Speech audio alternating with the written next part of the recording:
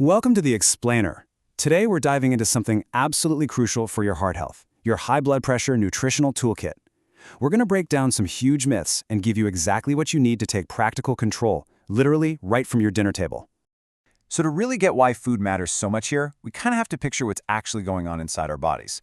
I want you to think of your vascular system as this super sophisticated plumbing network.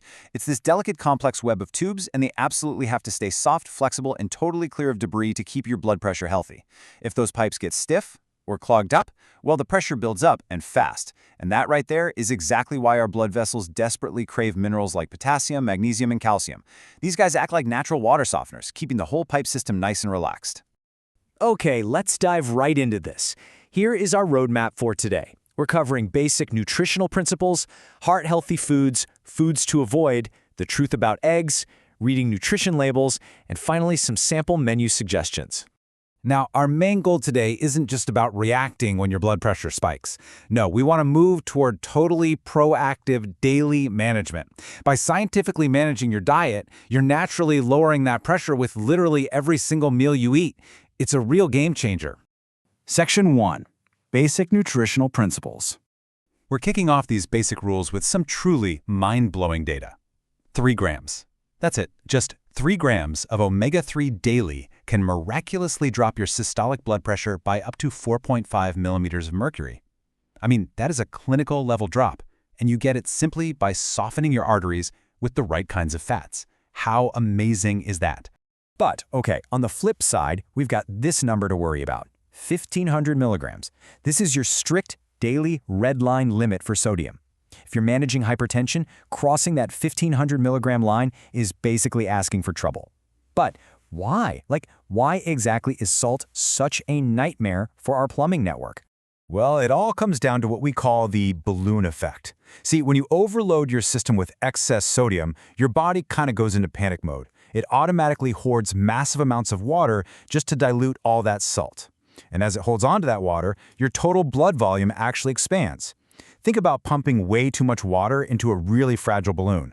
The rubber just stretches tighter and tighter, right? That is exactly what's happening to your blood vessels. All that extra volume puts this dangerous expanding pressure on the vessel walls, and it forces your poor heart to work major overtime just to push that heavy fluid around. Section 2. Heart-healthy foods. All right, let's shift gears to the good stuff, the delicious arsenal of superfoods that your vascular system is practically begging for.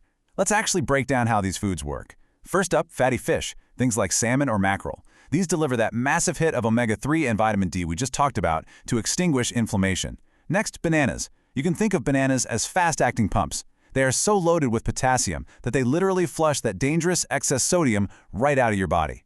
Then there's celery. Celery has these really cool compounds called phthalides, and they actively relax the muscle tissue inside your artery walls. Oh, and yes, you absolutely get to have treats. Dark chocolate, specifically stuff over 70% cacao, and berries. They are packed with antioxidants to keep your blood flowing nice and smooth. Now, what's really interesting here is the golden ratio hiding in something as basic as lettuce. Get this. It boasts a stunning 27-to-1 ratio of potassium to sodium. 27-to-1. It is literally the perfect blood pressure food. We've also got water mimosa, which has these unique salicylcarous molecules that lower blood pressure. The black wood ear mushroom, that acts like a natural little vessel sweeper, clearing out the junk. Onions give you the calcium needed to stabilize your peripheral blood vessels. And to round it out, veggies like eggplant, tomatoes, broccoli, and spinach. These are completely loaded with inorganic nitrates that naturally relax your whole vascular system. Section 3. Foods to avoid.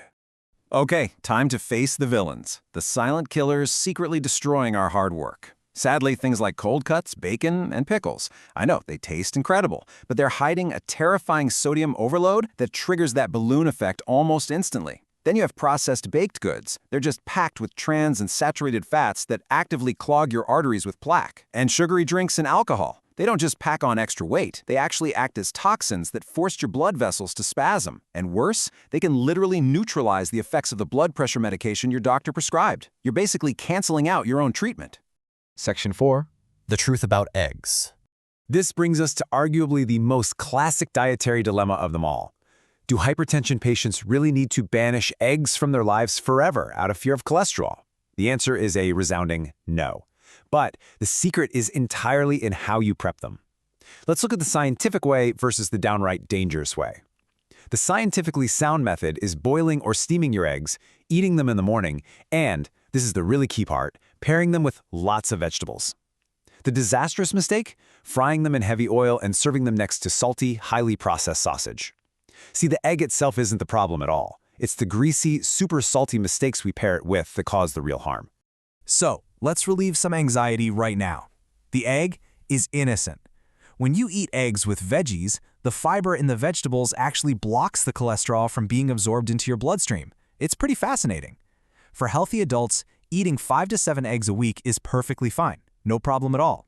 Now, if you are already a high cholesterol patient, you do need to be more careful. Stick to a strict limit of 2 egg yolks per week. All right, let's move on and turn all this into a rock-solid shopping strategy. Section 5. How to read nutrition labels. This is where we empower you to become a full-on nutrition label detective at the grocery store. Here is your quick 4-step survival guide. First things first, always check the serving size. Are they giving you the stats for 100 grams or the entire package? They love to trick you with that. Second, and so the crucial point is this. You have to strictly hunt down that sub 120 milligram sodium threshold per serving. If it's over 120 milligrams, just put it back on the shelf. Third, completely reject anything with trans fats, period. And fourth, prioritize high fiber content and step away from the artificial sugars. Consider this your personal shield against supermarket traps. Section 6. Sample menu suggestions. Let's put the whole shebang together into a delicious, real-world application.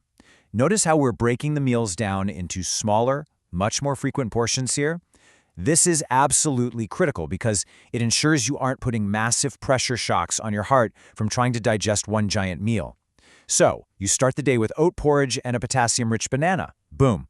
Lunch is brown rice, a lovely pumpkin shrimp soup, and some olive oil-seared chicken. Later, you get a vessel-relaxing celery juice as a snack, and then dinner brings it all home with brown rice, winter melon soup, turmeric-braised chicken, and broccoli. I mean, it's nutrient-dense, vascular-friendly, and it actually sounds incredibly delicious, right? To really validate everything we've just learned, I want to share this powerful quote from Dr. Do Min Hien. He points out that controlling blood pressure has to start with improving circulation, and dietary treatment brings very clear results. He is emphasizing that everything we just talked about, it isn't just an afterthought or some light suggestions. This dietary toolkit is actually a core medical regimen for your recovery and your long-term health. And that brings us to the final and really the most important thought of all. Because, knowledge is only power if you actually use it. So, what is the very first change you are going to apply to your menu tomorrow? Seriously, think about it. Are you going to swap out your cooking fat for olive oil? Are you going to grab a bunch of bananas on your way home? Or maybe you're going to become a hardcore nutrition label detective first thing tomorrow morning. The power to protect your heart is literally sitting right there on your plate. Make that choice today. Thanks so much for joining me on The Explainer, and stay healthy.